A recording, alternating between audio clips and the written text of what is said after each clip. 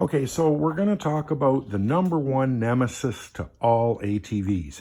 And no, it's not the rider. It's water. Okay? Water screws up a lot of stuff. It's blown front differentials, rear differentials by getting in the gear oil. It screws up electronics, causes shorts, all kinds of problems.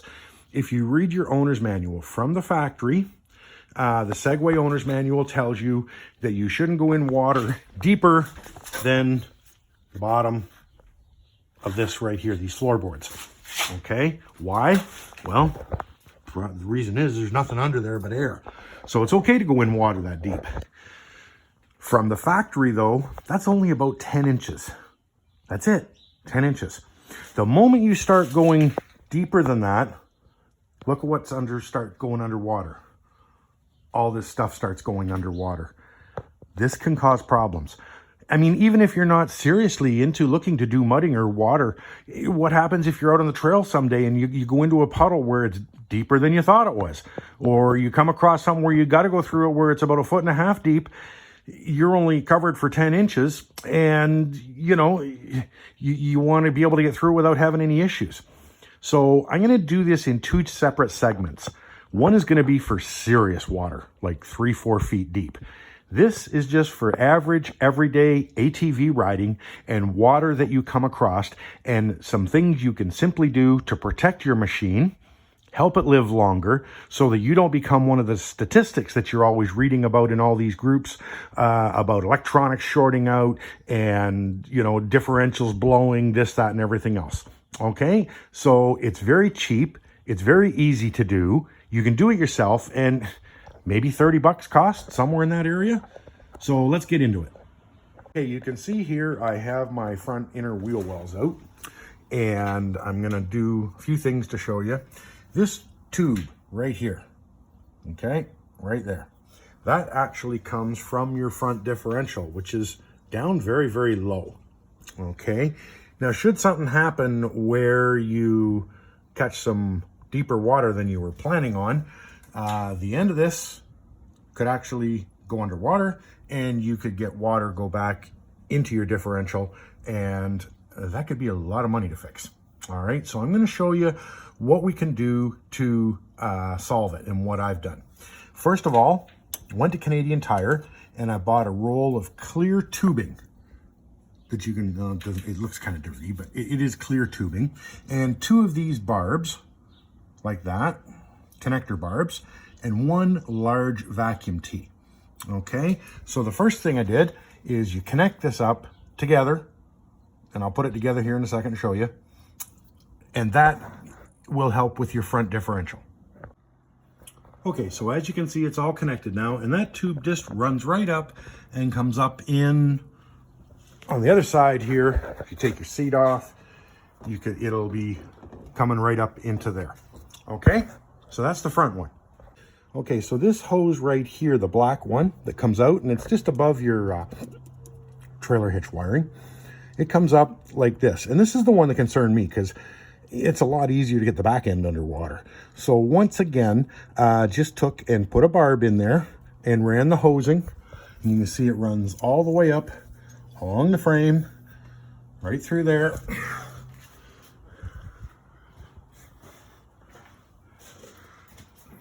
And I got other stuff in the way you can't see it, but it's all zip tied to the frame on the underside of it.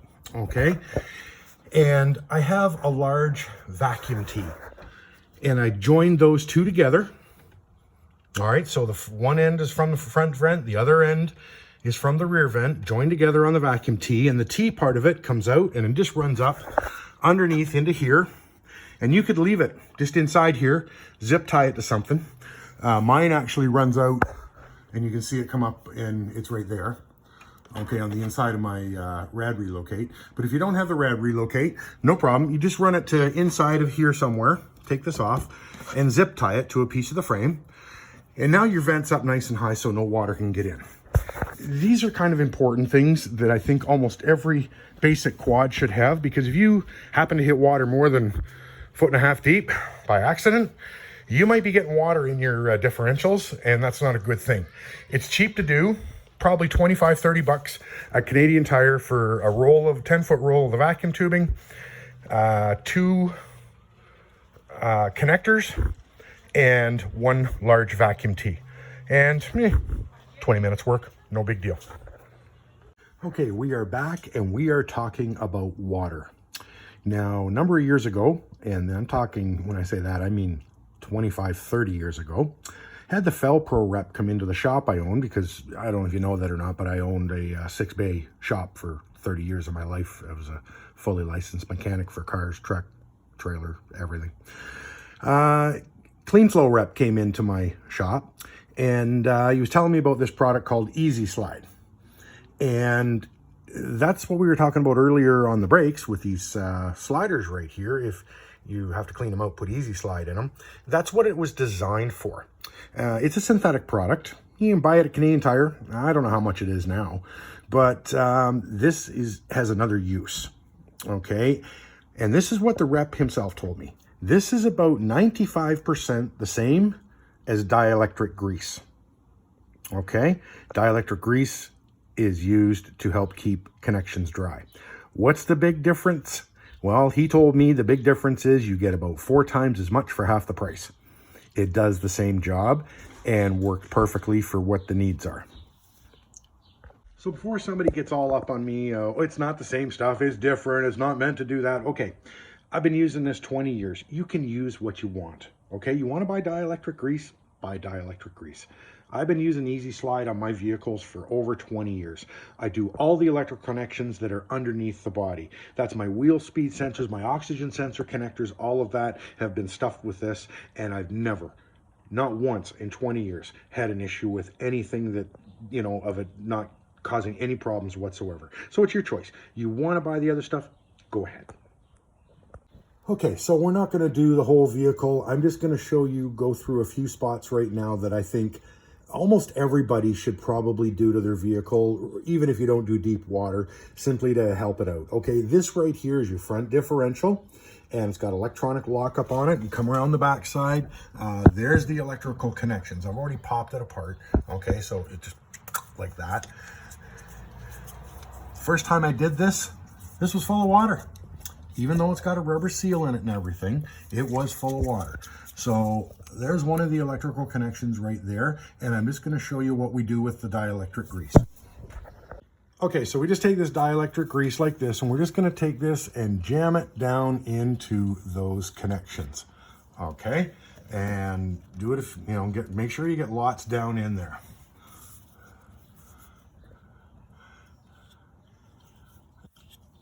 This is going to keep water out of these terminals.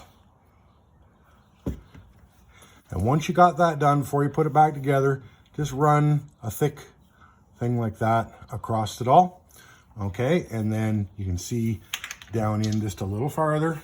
We're just going to take it, put it there, right back where it goes. Carefully line it up. Carefully line it up. There we go. And click it into place. Now that has the water sealed out of that. Okay, I'm not going to go through every single connection and show you what to do, but I will show you the ones you should be doing to start with. Okay, that one right there is the front differential, and there's another one right here behind on the front differential. This is your electronic power steering.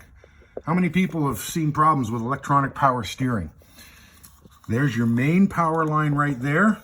Stuff that one full. It goes here. That's your gas tank right there where my finger's touching.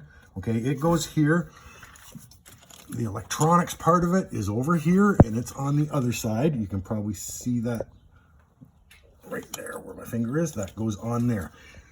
I strongly recommend stuffing both of these full of it. Okay, so that's your front differential and your power steering. Well, you're here anyway. This one right here, up top, this is your fuel tank and your fuel sending unit.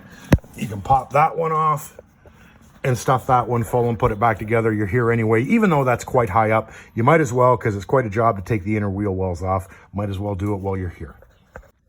So for regular quad use, in other words, if you're not going to get into deep water and stuff like that, I recommend you do, on the electronic power steering, there's 2 connectors to take apart there.